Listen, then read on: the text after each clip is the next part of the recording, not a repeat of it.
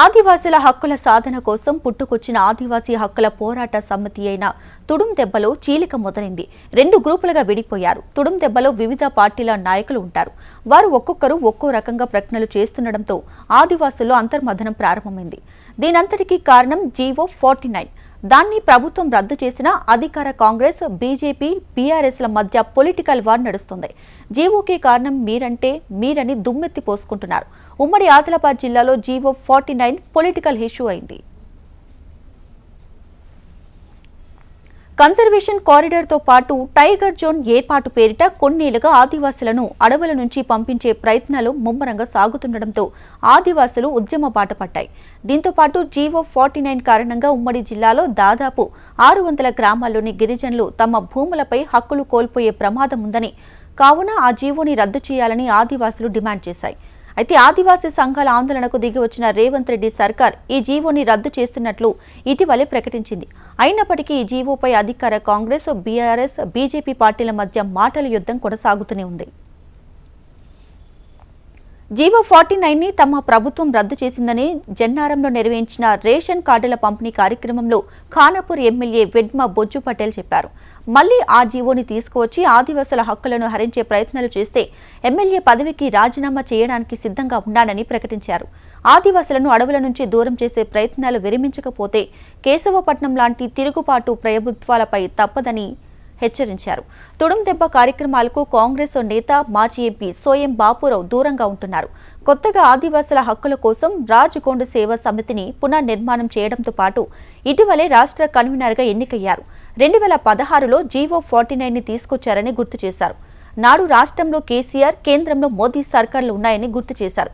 ఈ జీవోని వ్యతిరేకించాల్సిన BJP MP Nagesh నాడు బీఆర్ఎస్ ఎమ్మెల్యేగా ఉన్నారని చెప్పారు.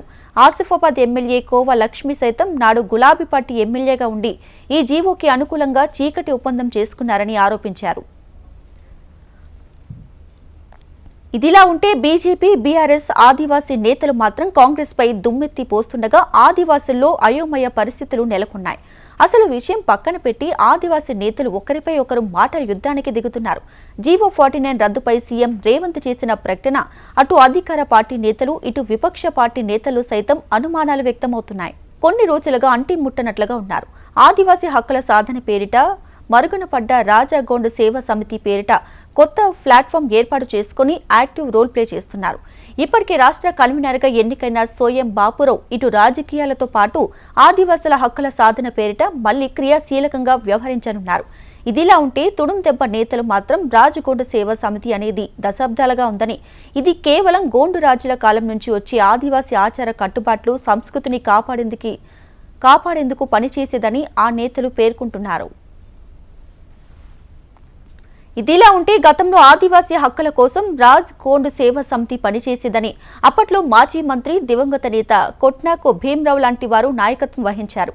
మాజీ జెడ్పీటీసీ మడావి రాజు కొన్నాళ్ళు రాజ్ గోండ్ సేవా సమితిని నడపగా అనంతరం తుడుం దెబ్బ కీరోలో వ్యవహరించడంలో జిల్లాలోని అన్ని రాజకీయ పార్టీలకు చెందిన నేతలు ఇందులో క్రియాశీలకంగా మారారు. ప్రస్తుతం తుడుం దెబ్బ నిర్వహణ అస్తవ్యస్తంగా మారిందంటూ మాజీ ఎంపీ, మాజీ ఎమ్మెల్యేలు దూరం కాగా కొత్తగా రాజ్ గోండ్ సేవా సమితి క్రియాశీలకం కానుందని ఆదివాసీ నేతలు అభిప్రాయపడుతున్నారు. మొత్తంగా జీవో నెంబర్ 49 అమలు కుట్లు అల్లికల చందంగా మారిందన్న అభిప్రాయాలు వ్యక్తమవుతున్నాయి. జీవోకి మద్దతిచ్చిన వారంతా ఆదివాసీ నేతలే, అడ్డుకునేవారు సైతం ఆదివాసీ నేతలే కావడం విశేషం. జిల్లా నేతలంతా తమ ఆధిపత్యం కోసం అసలు విషయాన్ని పక్కన పెట్టి రాజకీయ రాదంతం చేస్తున్నారని ఆరోపణలు సైతం ఆదివాసుల నుంచి వ్యక్తమవుతున్నాయి. మొత్తంగా ఆదివాసీ హక్కులను కాలరాసే జీవోపై ఓ పక్క పోరు సాగుతుండగా టైగర్ జోన్ పేరిట ఆదివాసులను అడవుల నుంచి దూరం చేసే ప్రయత్నాలు మాత్రం సాగుతున్నాయి. ఇప్పటికే రాష్ట్ర ప్రభుత్వం ఈ జీవోని రద్దు చేస్తున్నట్లు ప్రకటించగా కేంద్రంలో అధికారంలో ఉన్నటువంటి బీజేపీ సర్కార్ నుంచి ఎలాంటి అధికారిక ప్రకటన రాకపోవడంతో ఆదివాసుల్లో మాత్రం అయోమయ పరిస్థితులు నెలకొన్నాయి.